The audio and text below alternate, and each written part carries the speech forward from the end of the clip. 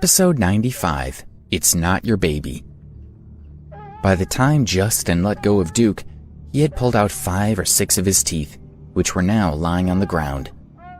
Duke had lost all his bravado and was now terrified of Justin. He jumped up from the ground and ran toward Angelina with his tail between his legs. "Get out of my way!" Angelina shouted and rushed over to her dog. She had wanted to rush over and save him when Justin had been pulling Duke's teeth out, but Lee had stopped her. Now, she pushed him away and squatted down to look at Duke, whose head was starting to swell from being hit. When she opened his mouth, she could see that it was filled with blood and that a few of his teeth were missing. "Justin!" Angelina had raised Duke. She loved him and was furious with Justin when she saw what he had done. "Look what you've done!" she shouted at him as he walked toward her. He wanted to settle things with Angelina, but before he could say anything, she screamed at him. "I'm going to kill you!" Angelina rushed toward Justin, waving her fists at him. "Just get lost," he said as he grabbed her hair and threw her to the ground. "Woof, woof." Duke saw that his mistress was hurt, so he barked twice.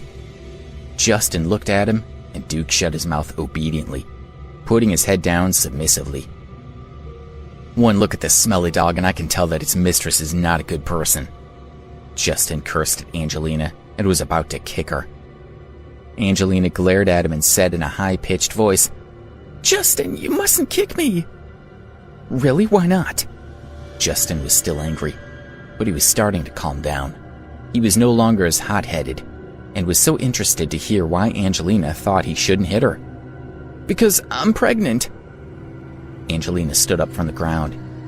Hearing her words, Lee was stupefied. He had been using protective measures all along, so how could Angelina be pregnant?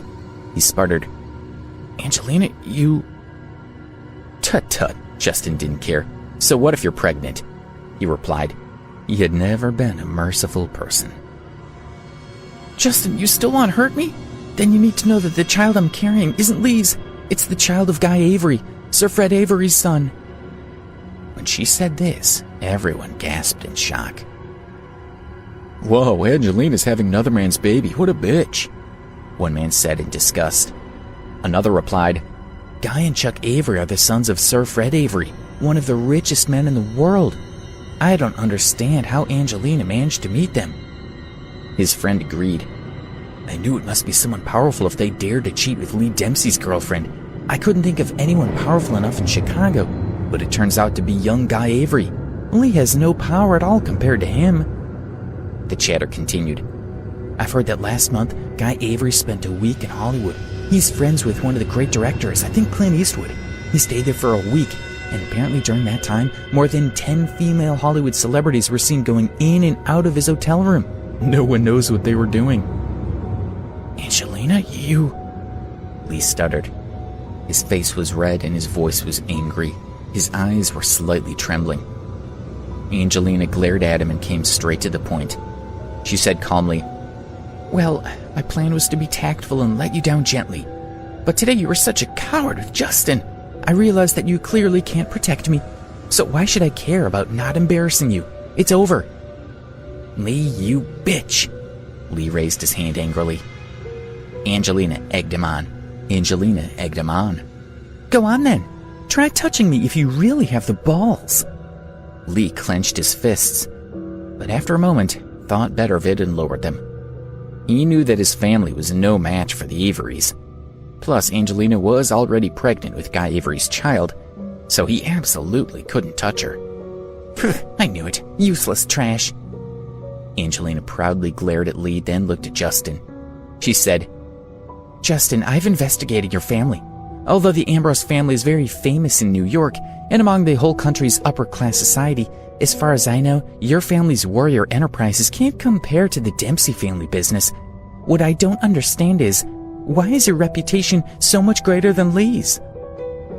Justin's branch of the family was only involved with a few of the Ambrose family business enterprise, but it was clear why his family was so prestigious. Famous people like Ken Stokes were involved in the enterprise, running the East Coast division of the company. Ken had a huge influence in New York. As long as the Ambrose business enterprises had such well-respected and influential people working for them, the kudos would always rub off on Justin's side of the family too. Angelina asked, "Is it that your family are poor relations of the Ambrose family, but you've managed to build them into something respectable on social media?" She had heard that this was quite common now. There were plenty of examples of hoodlums from the ghettos in Chicago who had used social media to talk themselves into riches and respectability. Some were even starting charities to build their own reputations and become famous. Angelina continued, "I think your family's just like that. In reality, you have no power or wealth, so what gives you the right to look down on me?" The more she spoke, the more she knew she was right. And now she had Guy Avery supporting her. She had nothing to fear from Justin. "I know I'm right," she said, "but I really can't recall what kind of business is Warrior Enterprises? At least Lee has his own restaurant chain with delicious food and his live broadcast channels. Justin, you just seem to party and chase women." Onlookers heard what Angelina was saying and voiced their own opinions. One said, "Damn, I think Angelina's right. In fact, I'm not even sure that Warrior Enterprises is that successful. In fact, I don't think it's even ranked in the top 10 companies in Chicago."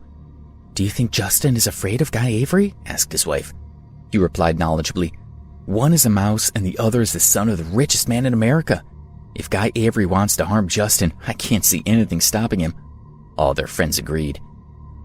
Angelina continued arrogantly, "Justin, I know I'm right. And remember what you did. You actually pulled out Duke's teeth. If you don't want Guy to know about this, then kneel down and apologize to me immediately." Feeling that Guy would support her, she felt very confident. Justin smiled and slowly bent down. In a sarcastic voice, he said, "Oh, of course. Let me kneel down and apologize to you. Sure, no problem." Angelina laughed abruptly. "Huff, you still want to fight with me? Go on, kneel down in front of me right now." She was waiting for a response from Justin, when all of a sudden, Angelina felt the world spinning around her. She realized that she was being carried on Justin's shoulder. "Put me down!" she shouted. The corner of Justin's mouth hooked up into a carefree smile. He spun on the spot and whirled Angelina around. She was screaming as she started feeling dizzy and shaken. Finally, Justin stopped. Angelina continued to shout, "Justin, put me down! I'm going to tell Guy all about this. You're in so much trouble." "If you want to sue me, go ahead," Justin replied. He wasn't worried about Guy Avery at all. As he spoke, he raised Angelina high up in the air with his two thick arms. "Justin, what are you doing? I'm warning you. Remember, I'm still carrying Guy Avery's child. If anything happens to me, he'll kill you," Angelina was shouting. Justin ignored her and threw her up into the air. Bang! Angelina fell from a height of 2 meters onto the ground. A few of her ribs were broken. She was twisting on the ground, crying out loudly in pain. She was in agony. Justin decided that he was wasting his time with these people.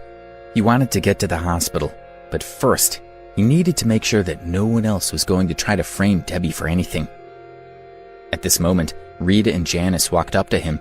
They were very worried about Debbie's safety. Rita said, "Justin, I'm Debbie's friend." Janice said, "I'm Debbie's manager. We want to go with you to the hospital to see her." "Okay," Justin agreed. Then, seeing that Katie, Olivia, Melissa, and Rita were all wearing the same costumes, he asked Rita, "Did they want to go too?" She nodded. Katie, Olivia, and Melissa were pale with anxiety. They lowered their heads and hardly dared to breathe. They were afraid that Rita would say something about how they had bullied Debbie. "Okay, we'll go together." Justin glared at Melissa. He thought, "Damn, this was the girl that framed Debbie. But I've already punished her." They took 2 cars to the Chicago General Hospital.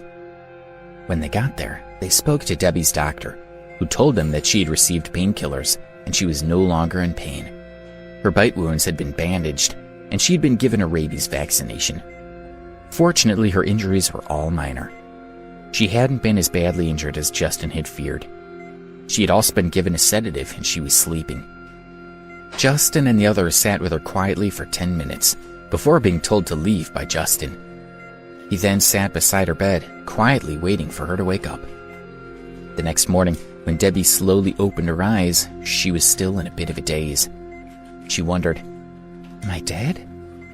Then she noticed a man sleeping in a chair beside her bed. A few minutes later, Justin woke up. Seeing that she had woken up, he became excited. "Debbie, you're awake. That's wonderful. How are you feeling?" "Justin?" Debbie was a little confused. She didn't know why he was here. "Yes, it's me," he replied. Then he told her about how he had gone to the talent show the previous day and how she had been bitten by the dog. He continued, "Debbie, don't worry. Last night I beat up everyone who bullied you. As for your teammate Melissa, that girl really deserves to die." Debbie nodded slightly. Her heart was filled with gratitude toward Justin. If it wasn't for him, she was sure she would be dead. A few minutes later, a beautiful girl walked into the room and said, "Hello, Debbie." Then she turned to Justin and said, "Justin, the helicopter has arrived. We should fly to Washington now if we want to get there on time." Justin was supposed to attend a music contest in Washington that day. He had invited more than 10 popular singers from the entertainment industry to perform. He had already arranged to meet one of the female singers in a hotel room in Washington, and if they were late, they might forfeit their chances of winning. It was imperative that they get there on time. "You fly out there now. I need to stay in Chicago with Debbie." Although he said that he would stay, he wasn't completely sure that it was the right decision. The singer he had arranged to meet was a real stunner. Debbie looked at him. "You should go," she said with a smile. It was clear to her that Justin wanted to go. But nothing," she said assuredly. "I feel fine now. I'm not in pain. I just have a few small wounds from a dog's bite. It's nothing serious." "Okay. You rest well in the hospital. Why don't you call Alex and get him to come to Chicago to keep you company? And when you see him, give him a piece of my mind for not being here for you." His words made Debbie laugh. Justin stood up and walked outside.